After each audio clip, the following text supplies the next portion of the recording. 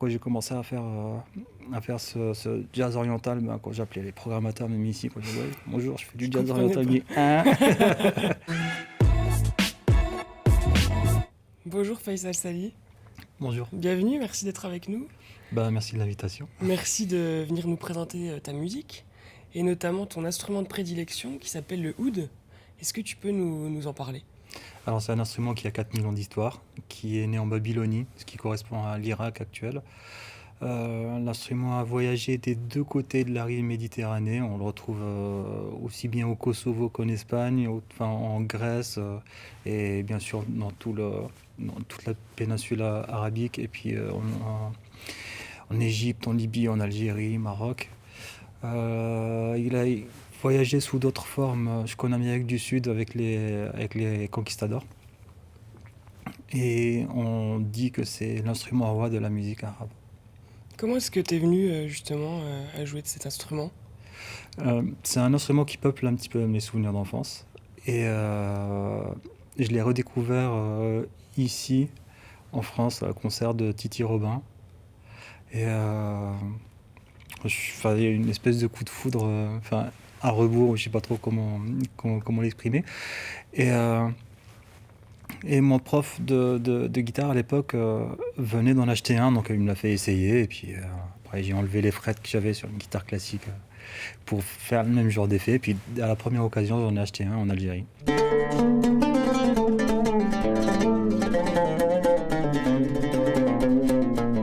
Parce que toi tu es originaire d'Algérie. Oui. Est-ce que tu peux nous expliquer un petit peu ton parcours jusqu'en Franche-Comté? Euh, j'étais arrivé pour quelques jours de vacances, en France, et bon, les aléas de la vie ont fait que ma famille n'est jamais repartie. C'était en 90, je crois, donc il y a fort, fort, fort longtemps. Et justement, c'est un pays auquel tu restes attaché, l'Algérie? Tu y retournes de temps en temps?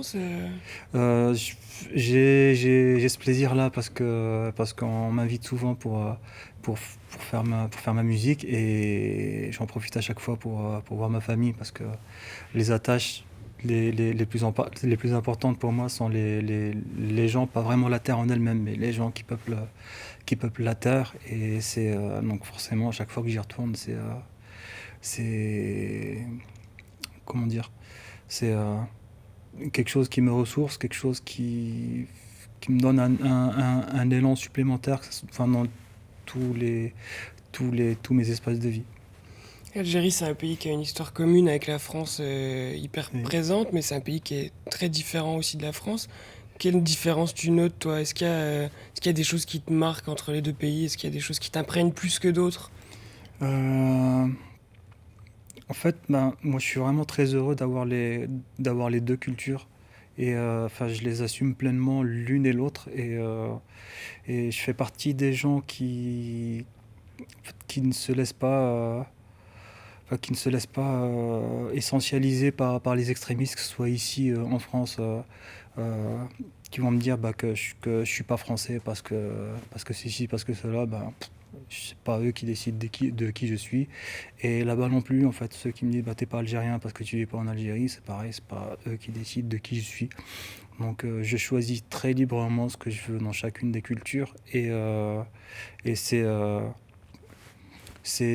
une richesse, et euh, ça permet d'essayer de comprendre le monde autrement, et ça permet d'essayer de comprendre le monde, d'une autre manière que celle du conflit, d'une autre manière que celle du rejet systématique de l'autre, enfin, l'empathie n'est pas la même, en fait, quand on cherche vraiment à comprendre les gens qui nous entourent.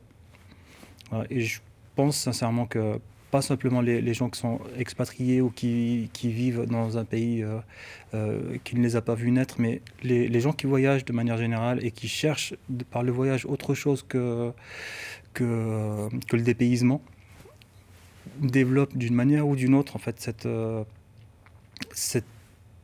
comment dire, cette communication qui est parfois non verbale, mais qui permet des connexions plus fortes.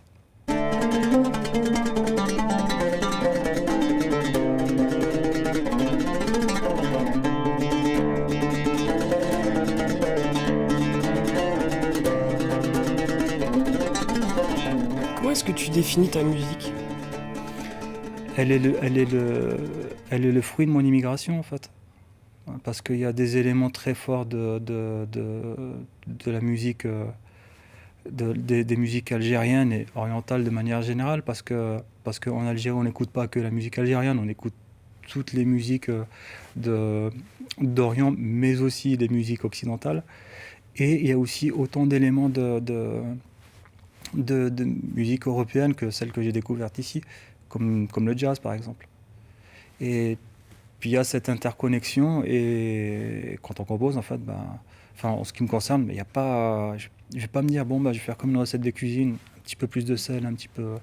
Voilà, les mélodies viennent par un processus que je ne saurais pas expliquer, parce que je n'ai pas les mots, je n'ai pas la compréhension réelle du phénomène. Mais a posteriori, moi je reconnais toujours, des influences différentes, que ce soit parfois du hard rock, c'est très surprenant quand on voit l'instrument que je joue, que ce soit des choses beaucoup plus arabes. Voilà, C'est la force de ta musique, ça de réussir à intuitivement comme ça à mélanger des courants différents et à faire voyager du coup la personne qui écoute tes morceaux. Je suis ravi, tu vois, que des gens comme toi trouvent que que ce soit une force. Moi, j'essaie juste de faire mon truc de manière sincère. Ouais, je triche pas.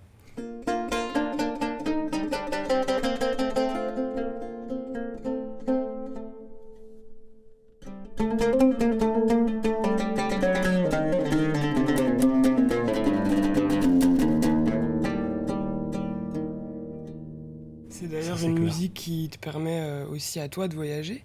Est-ce que Oui. tu peux nous expliquer un petit peu les pays dans lesquels tu vas, l'accueil qui était réservé aussi, parce que c'est assez intéressant. Pour être tout à fait honnête, j'y vais à chaque fois un peu sur la pointe des pieds, parce que, parce que voilà, tu pars représenter quelque chose qui est une musique qui n'est pas très courante. Quand j'ai commencé à faire ce jazz oriental, quand j'appelais les programmateurs, même ici, quand je disais, ouais, bonjour, je fais du Je jazz comprenais oriental, pas. ils me disent, hein c'est quoi ton machin? Je sais pas, vous connaissez Dafer Youssef, vous connaissez Rabi Abou Khalil? Non, c'est qui? Bon, aujourd'hui, voilà, le courant c'est beaucoup développé, et heureusement, c'est super, parce que on va, on va fleurir énormément de projets de très très grande qualité. Mais après, bon, voilà, quand je vais présenter ça à l'étranger, c'est sûr que c'est. Enfin, voilà, il y a une humilité à avoir. Quand on présente un travail artistique, où que ce soit, et a fortiori quand on voyage loin, et puis qu'il y a des gens qui ont investi beaucoup d'argent pour te faire venir, voilà, tu y vas, tu fais ton truc, et puis.